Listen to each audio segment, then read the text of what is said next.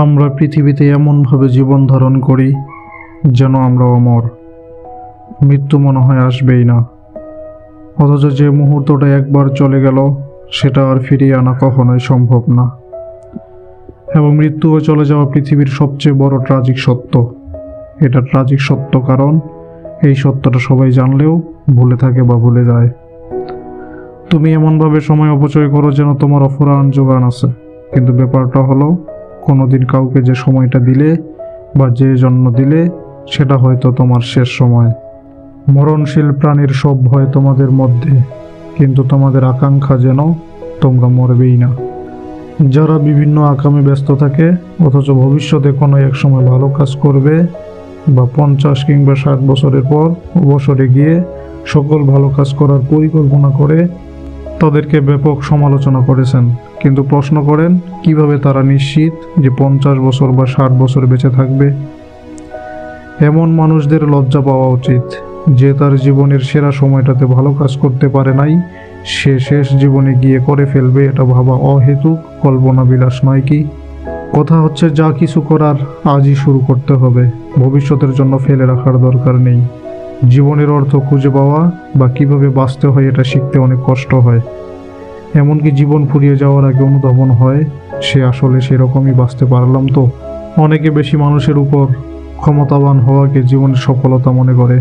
এর একটা বড় বলক ধাঁধা হচ্ছে এই যে অনেকের কাছে অপরিচিত হলেও দেখা যায় সে নিজের কাছে সবচেয়ে অপরিচিত।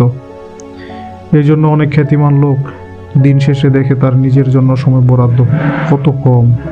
অন্যকে সুখী করতে, অন্যের সামনে সুখী হিসেবে নিজেকে সবসময় তুলে ধরে রাখতে কত মানুষের জীবনের বড় অংশ চলে যায়। জীবনের যোগ বিয়োগ শেষে দেখা যায় আর সবাইকে সুখী করতে পারলেও যাকে সুখী করা হয় নাই সেটা হলো নিজেকেই। পাবলিক লাইফের প্যারা এমনই। এজন্যই আমরা কত রাজা বাদশাহ, ধনরাজ, জ্ঞানী মুনি, ঋষিকে দেখি অর্থ সম্পদ প্রাসাদ ছেড়ে জীবনের অর্থ খুঁজতে বের হয়ে পড়েন। তাদের মধ্য থেকেই বের হয়ে আসে গৌতম বুদ্ধ, মহাবীর, সক্রেটিস, কাজী নজরুল ইসলাম, রবীন্দ্রনাথ ঠাকুর প্রমুখ মহামানব। বেশিরভাগ মানুষের দিন কাটে অতীতের অনুশোচনা আর ভবিষ্যতের দুর্ভাবনা নিয়ে।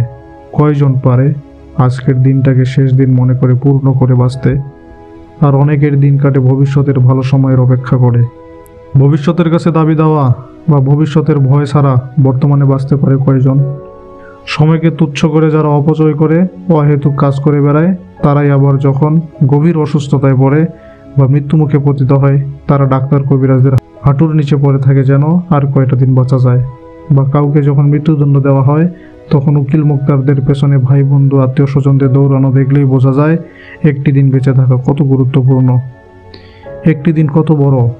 আর এই লোকটি হয়তো দিনের পর দিন ক্ষয় করে গেছে, অন্যায় জীবনযাপন করে গেছে আর নিজের কাছে অচেনা থেকে কাটিয়েছে।